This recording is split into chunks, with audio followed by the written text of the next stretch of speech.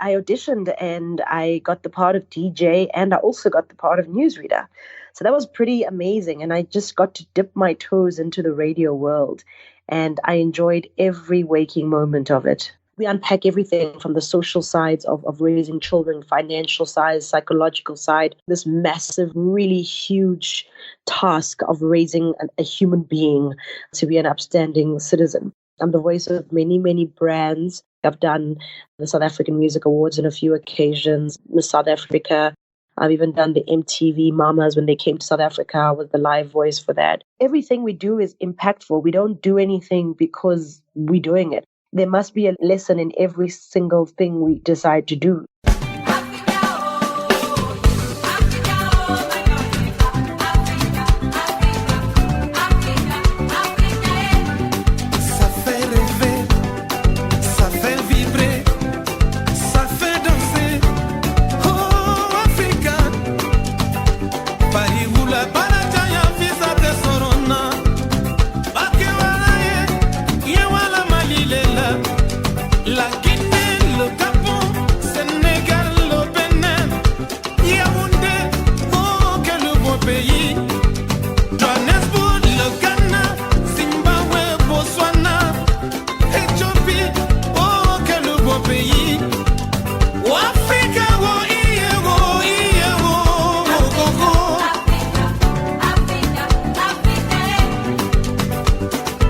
Hello, Africa. You're listening to 1000 African Voices. I'm your host, Aburengwi C, coming to you from our Johannesburg studios. 1000 African Voices is a program that profiles Africans of diverse cultures who have traveled and lived across the African continent and the world. In this series, we will collect and share stories from all parts of Africa. Welcome. 1000 African Voices. Hello, African. Welcome to another episode of 1000 African Voices. Today, I am really glad to be introducing to the listeners of 1000 African Voices, Carol Ofori. Hi, Carol. Hi. How are you? I'm great, thanks, and you? Oh, doing really well. Carol, maybe just right off the bat, can you introduce yourself to the listeners of 1000 African Voices? Who is Carol? I would say that I'm just a fun, happy-go-lucky, sassy, friendly individual. So I think that's me in a nutshell. Ah, great. And maybe to the listeners that are not familiar at all with your work, what is it that you do? I am a radio personality, a TV personality, and I'm also a seasoned voiceover artist. But I also do pride myself in being an amazing wife and a great mom as well. I'm sure your kids will be really glad to hear that. I'm always curious to understand how someone ends up maybe on radio or in television. Do you remember the first time you maybe decided that is what you wanted to do? Yeah, I kind of stumbled into radio, to be quite honest. I wanted to be a journalist. That's all I wanted to do. So at varsity, while studying for my journalism undergrad degree, I came across auditions for campus radio at RAW Radio those days, and now it's called UJFM. So I auditioned and I got the part of DJ and I also got the part of newsreader. So that was pretty amazing. And I just got to dip my toes into the radio world. And I enjoyed every waking moment of it. Do you at times maybe wish you had pursued maybe being a pure journalist, or are you quite happy with how things turned out? I think there are times where I wonder. I think the thing for me was I wonder if I had stuck with, hardcore journalism and that path, where would I be? And would I still be in South Africa? Would I be internationally based, covering international stories? Because I've always wanted to do things like that. But I'm very happy with the path that I'm on right now. I mean, I did practice as a journalist early on in my radio days and got to work for some really phenomenal, broadcasting companies. But I think I found it myself more rooted in the on-air broadcasting side of things as a presenter. But I do wonder that if I had gone and stuck with what I was doing, where would I have been today in the space of news? And what was it about journalism that attracted you. So I want us to maybe focus on that first, then we'll move into the space that you are in now. But it's always interesting to understand what drove that passion or desire to be a journalist. I fell in love with it, I would say, my grade 11 years. I mean, back then I was in standard 9, but to try and stay with the times, I was in grade 11 and approaching my matric year. And I knew that I had to decide what I wanted to be. My mind was kind of in everywhere. I wanted to be a game ranger. I wanted to be a policewoman. I wanted to be a lawyer. I was just everywhere. And then I saw a newspaper article that had an opportunity for a couple of students, grade 11s, to win an opportunity to go down to Rhodes University and learn about journalism. And all we had to do in order to qualify was to write an article about Steve Biko and what he meant to me. I don't even recall what I wrote in that article. But I won. I was one of the, I think, 10 winners nationwide that won the trip to go down to Rhodes University. And I got to meet Steve Biko's son. We got to go to his grave and we got to write an article about that experience. And I was like, this is it. This is what I want to do. And I mean, I'm so happy that I had an opportunity to immerse myself in this career path before actually walking it so soon. Because by the time I matriculated, I knew I wanted to go to Rhodes. I knew I wanted to study journalism. Unfortunately, my marks were not that phenomenal for me to get into Rhodes, but I was able to get into the University of Johannesburg and pursue that dream of becoming a journalist. And I did see it through.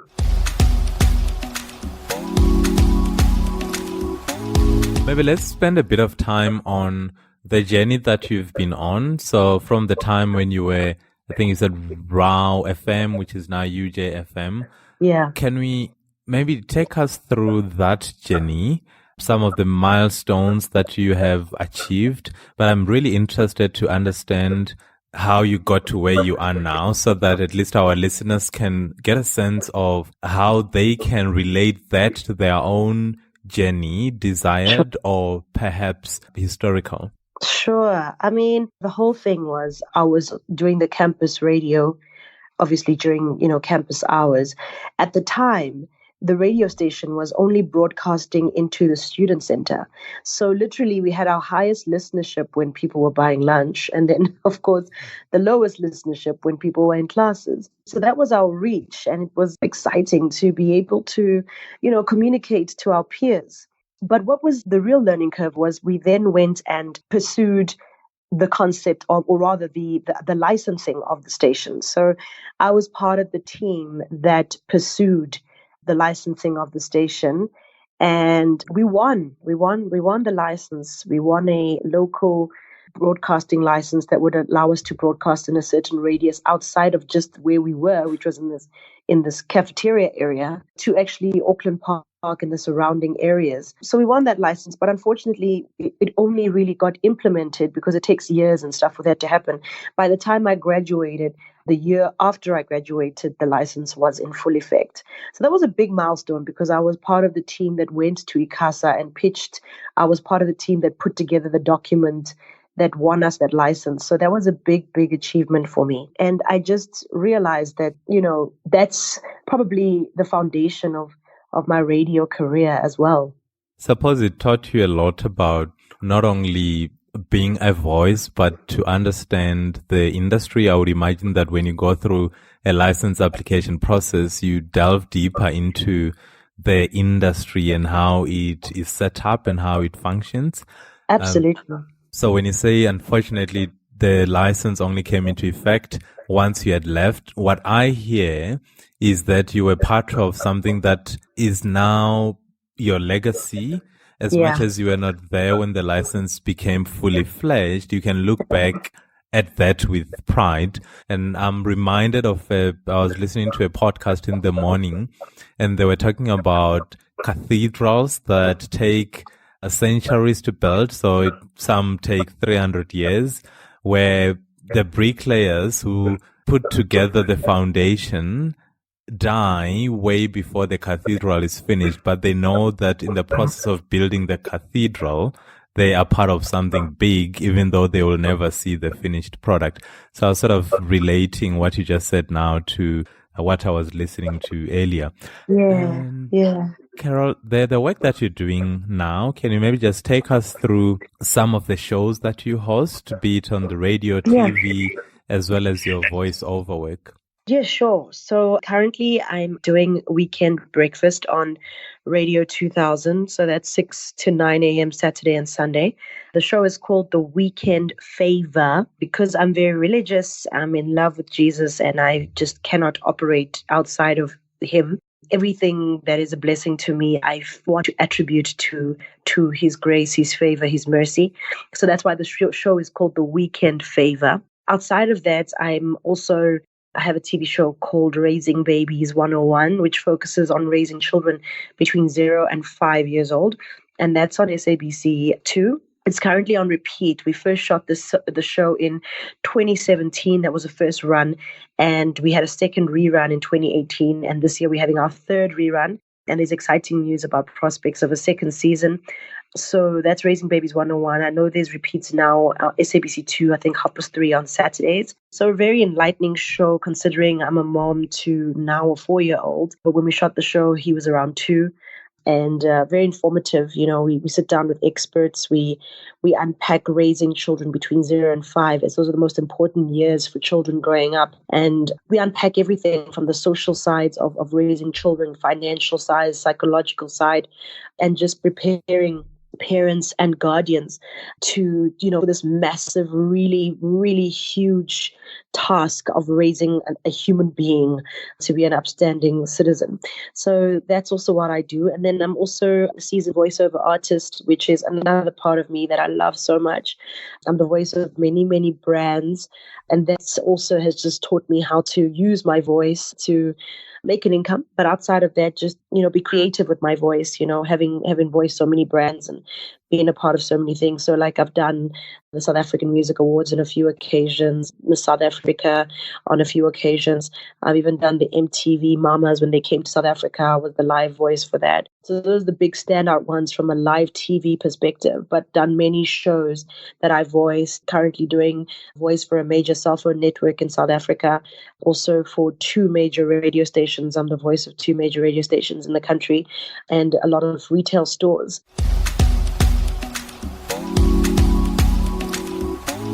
I don't like mentioning the names by brands because I feel like the anonymity of voiceover artists makes it exciting. It's always so alluring when somebody says, "Are you the voice of such and such brand? I'm sure I know it's you."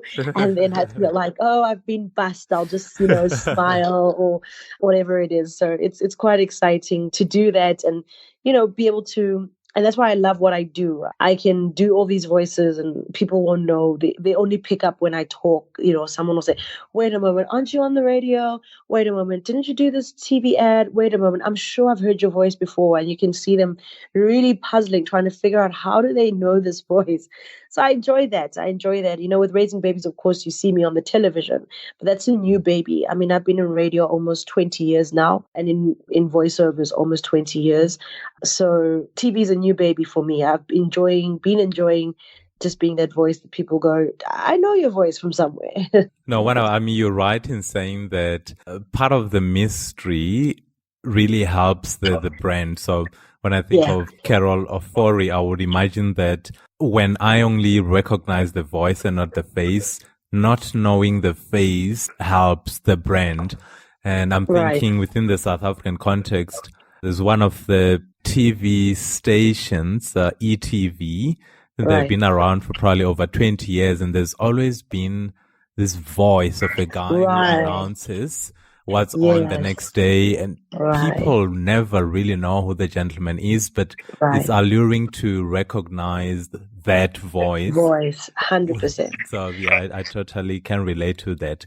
Yeah. I'm always curious to understand the process that a radio host specifically goes through when you're preparing to have a show, as well as during the show. What are some of the challenges that you have to deal with as you prepare for a show? And later we can then talk about some of the challenges that you face being a live voice on the radio. Yeah, I think what makes great radio is great preparation. So we start working towards our show. I say we because I work with a producer who is phenomenal. She's really hardworking and creative. And together we kind of map out, what we want to achieve and how we're going to achieve it. So by Monday, Tuesday, we start chatting about the week ahead of us. Although because August has been Women's Month, we had kind of mapped out the intentions of interviews of the people we'd like to interview considering Women's Month. So we did focus mainly on women and women of interest and women who've done phenomenal things. So it was easier this month because we had a theme and we kind of went with it. But we planned for our weekend show already for Monday, Tuesday, we're chatting. Wednesday, we kind of finalizing where we're going.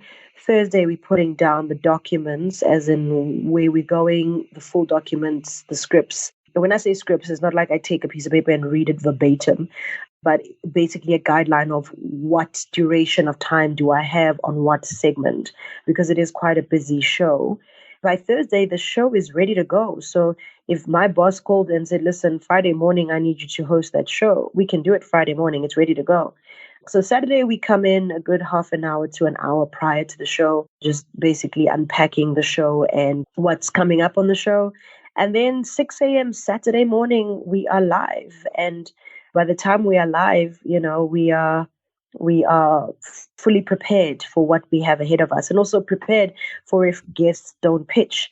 People kind of only hear what happens between 6 and 9 a.m., but there's a lot that goes on before we get to 6 a.m. on a Saturday morning or 6 a.m. on a Sunday morning. So a lot of preparation goes into it. And then, of course, the on-air element of it is once you've got your script ready and know where you're going with every link, then it's easier to execute it flawlessly because you are clear on what you're trying to get out of every segment that you do. So it's not just switching on a mic and just talking without, a beginning or an end.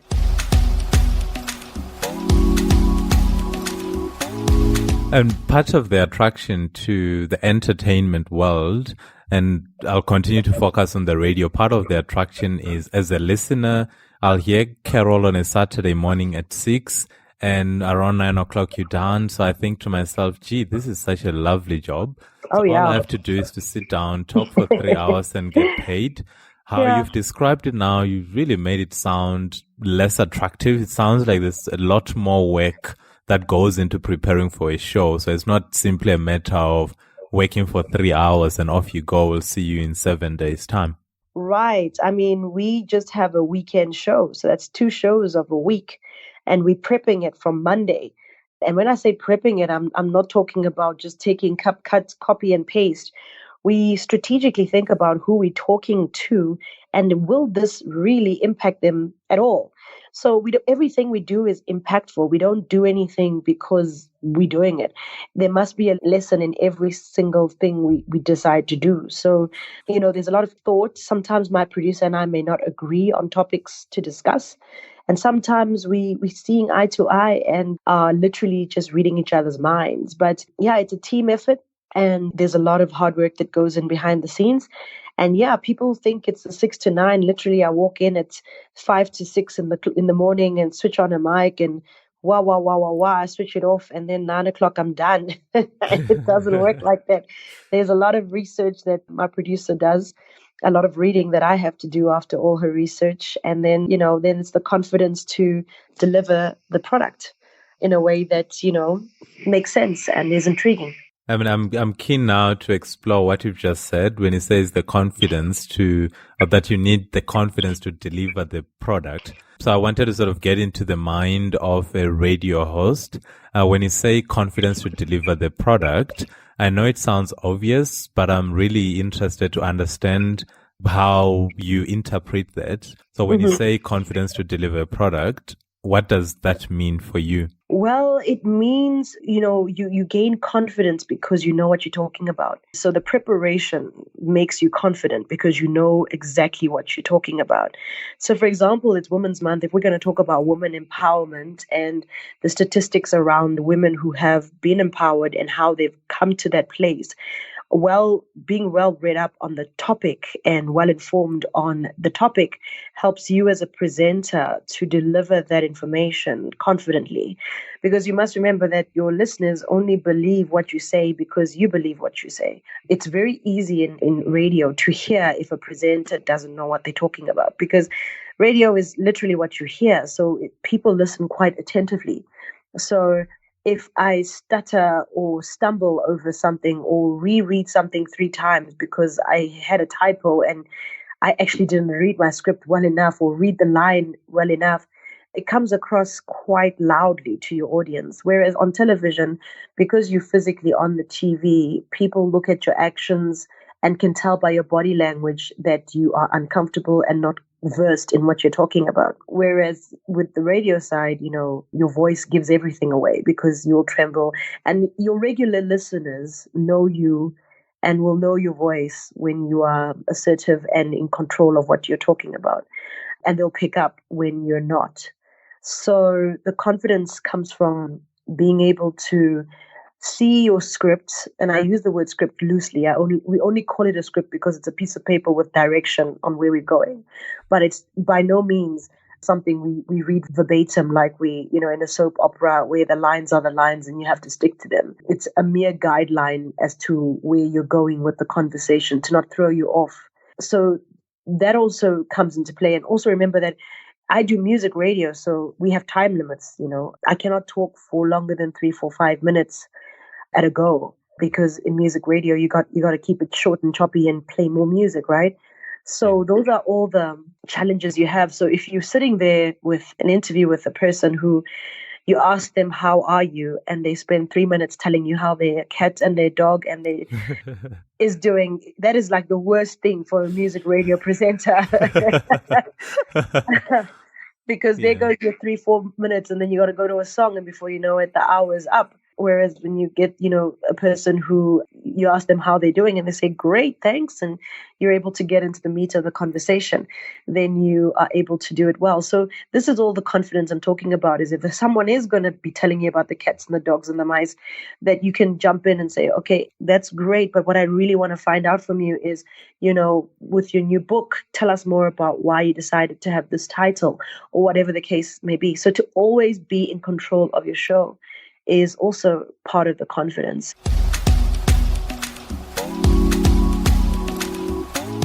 Sometimes you get overwhelming guests who will try and, out-talk, and not with malice, just, a very eager, excited person. And you have to kind of take control of that. But then sometimes there are very powerful, influential people who are saying really amazing things, but it's been 10 minutes of them saying these amazing things, and you have to just find the tact to kind of, cut the conversation. So yeah, that's the confidence I'm referring to. No, thank you for that. The more you speak, the more appreciative I am becoming of sort of a show like 1,000 African Voices, where we literally have all the time to explore whatever topic we want to get into. Whereas when you're competing with music, I suppose it's really difficult, I would imagine, to always be anticipating the next song and to be thinking about what you're going to talk about for the next 3 to 5 minutes. But I'm sure with 20 years of experience in the industry, I would like to believe that you now are so well versed in the techniques and skills that are required to make for a successful show. Right. I'm wondering, Carol, I'm sure you've spoken to a lot of influential people in your time. Who are maybe some of the people that you have interviewed that have left a long-lasting impact on you and your worldview? Who are some of the most memorable people that you've had? It's funny you asked that because, from my reporting days to, where I am today and having my career spanning so many years, off the top of my head, it's so hard to just pick of one person or a few people for that matter, because there's just been so many incredible people that, I've had conversations with and just learned from. I'll give you one example. We had a conversation not so long ago, and I think what will probably be freshest in my memory is the ones that have been recent, right?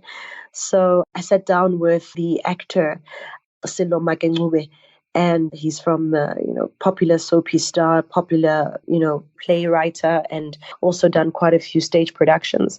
And we were talking about fatherhood. It was during the month of June, and the role of fathers and how do you raise men, because the conversations are complex. And he just made one statement that really sat with me. He said, his son would be problematic at times, and he would just turn to his son and say, "I wish you have a son or a child that is just like you." And I thought,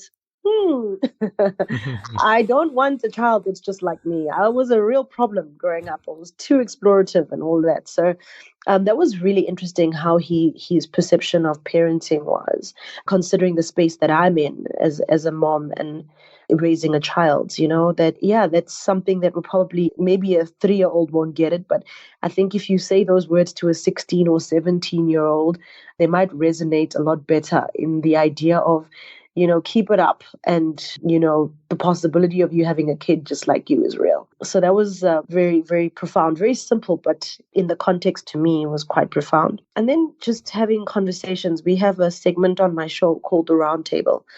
And we unpack a lot of, social situations that, we face in South Africa. And some of the conversations that come out of that always leave me always having learned something. Like last week, we spoke about women and why they stay in abusive relationships, even if the abuser is just horrible. And there was a lady there, Jackie Chauke from ADAPT. It's an NGO that helps women in that predicament, who told the story of her own reasons for being there. And she said, if you are encountering a woman who is being abused and is in an abusive relationship, the last thing she wants to hear from you is, why are you still there? And she put it in context that women in that position, once you ask them that question, you kind of put the responsibility and the onus all solely on their shoulders. And it becomes more of an accusation than a question in their eyes, because in that moment, they're looking for safety, for peace of mind. And when you ask that question, it's like a somewhat aggressive question. And who would have thought, that asking someone in that predicament, why are you still there, is actually putting their back up against the wall and making them feel like you're judging them. So that was completely profound for me. Like I say, considering the month of August, it was completely profound, because I think that's the first question anyone would ask a woman who you can see she's visibly got a blue eye, she's in a horrible relationship. I mean, anyone would ask that question. But now I exercise caution with that type of language, because now I know how it's being perceived by the abused. So I think those two, off the top of my head, would definitely be ones that just open my mind up to different people's lives, Yeah.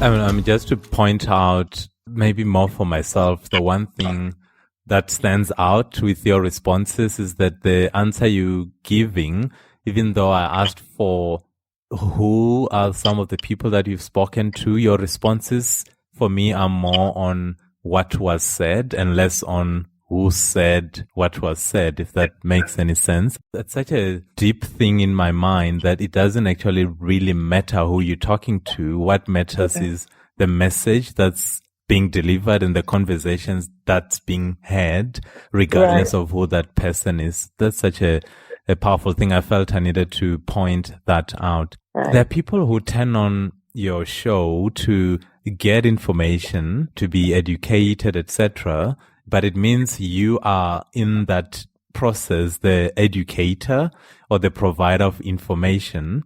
Right.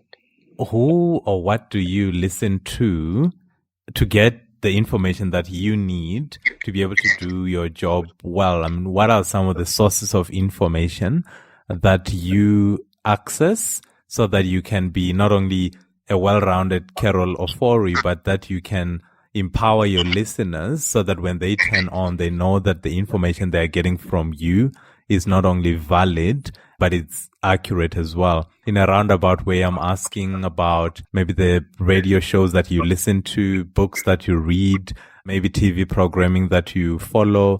just to share sort of the world of Carol and what informs your views? I think for me, what I'm most enthused by is self introspection. I really love the ability to look myself in the mirror and be okay with decisions that I make and be okay with life choices that I make. And because of that, a lot of what I read and what I expose myself to is in that space. So, for example, I love listening to Oprah's Super Soul Sunday Conversations, her podcasts, which are literally conversations about the soul, deeply spiritual conversations about your relationship with God and Christ and where you fit in the whole picture of life. And I think, when that's at the core of me, my operation, everything else kind of is easier to, break down or understand. I think once you holistically understand yourself and have an appreciation for your flaws as well as your strengths, you are able to give the best of yourself.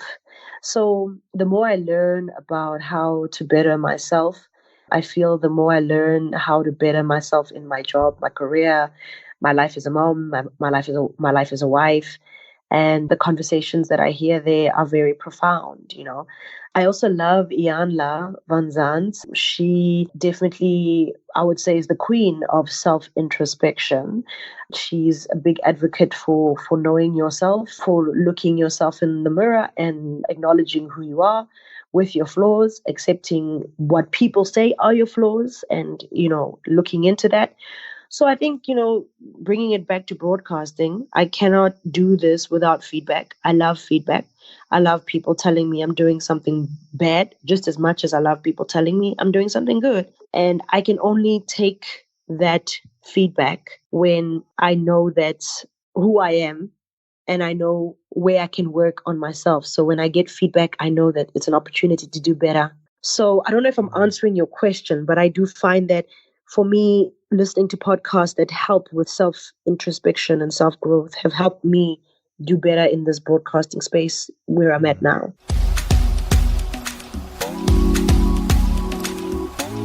No, you have answered the question, because the question really is, what is it that you rely on? The common phrase, who polices the police type situation, where they're there to protect us, but who's looking after them? Right. In a simplistic way, that's really what I'm asking, that you helping us with info, but who's helping you?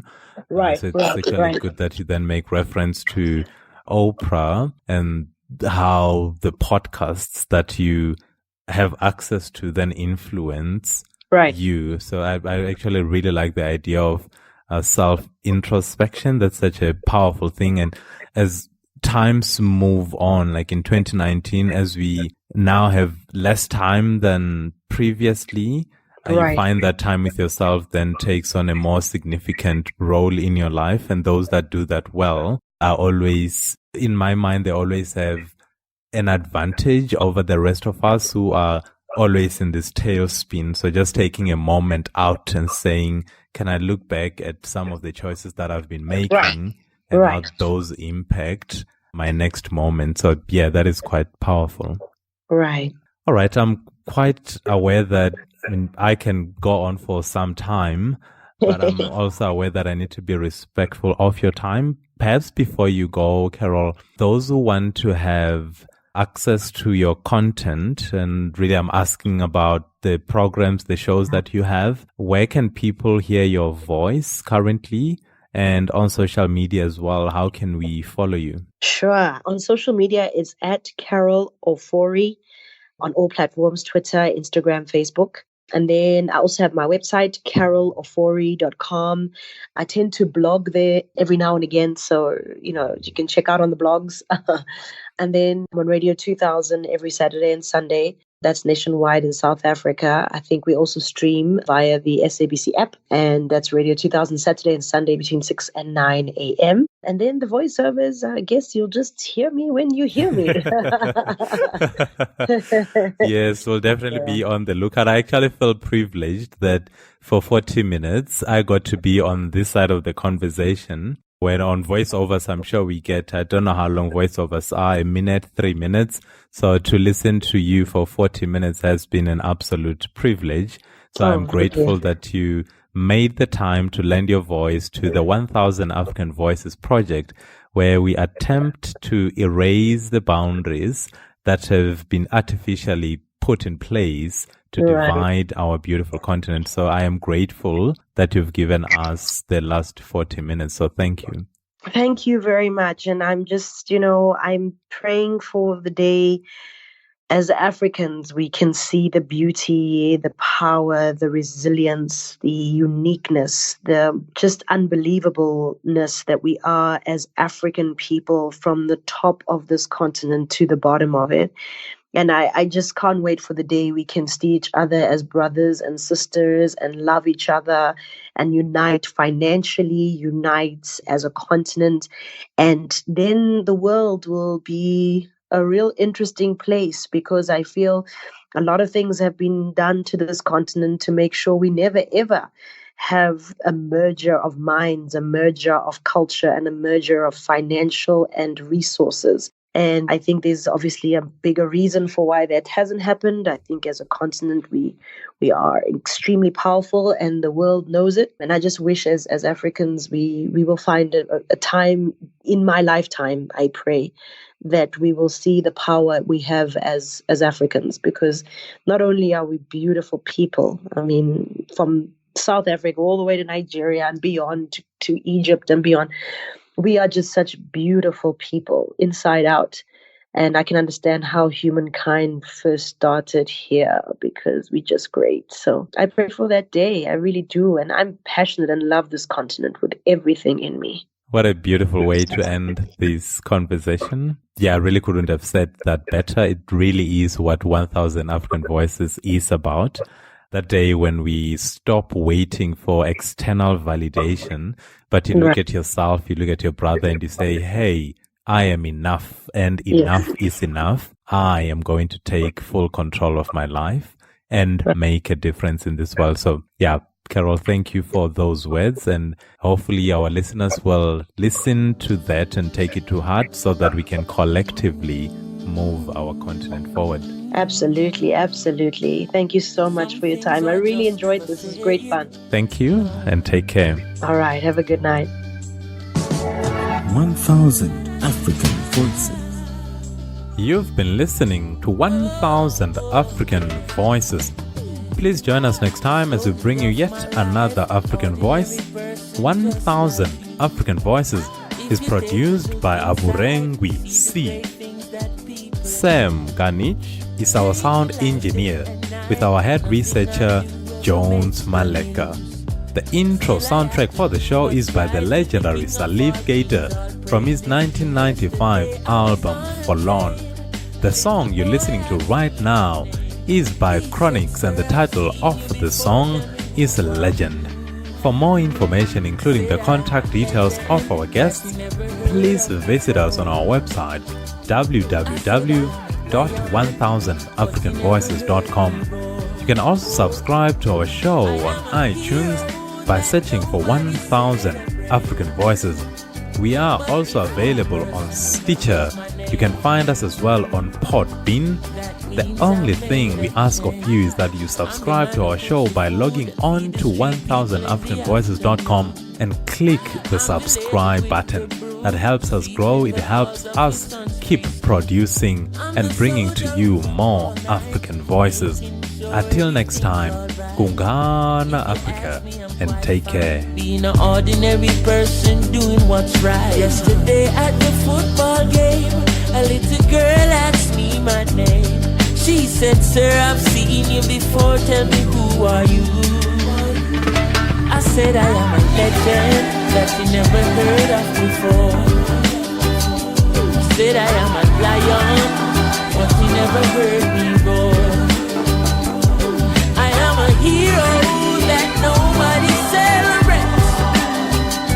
But if one person remembers my name, that means on the ocean of fame I'm an unknown sailor. I'm the percussionist playing with the wailers, the one with the shaker, the mover and shaker. My name wasn't on the front of the paper, but me not cater. Much more than the work is greater. Creation glorifies creator. So all deeds done are in the name of my maker. I am a legend that you probably never hear about. Words from the lion's mouth. I am a hero that nobody celebrates.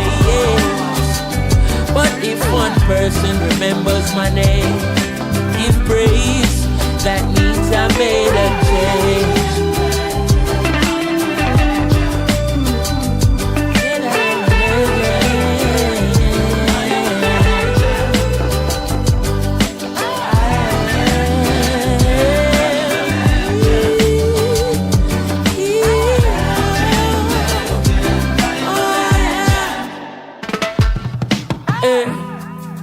Story of my life, ordinary person just like you.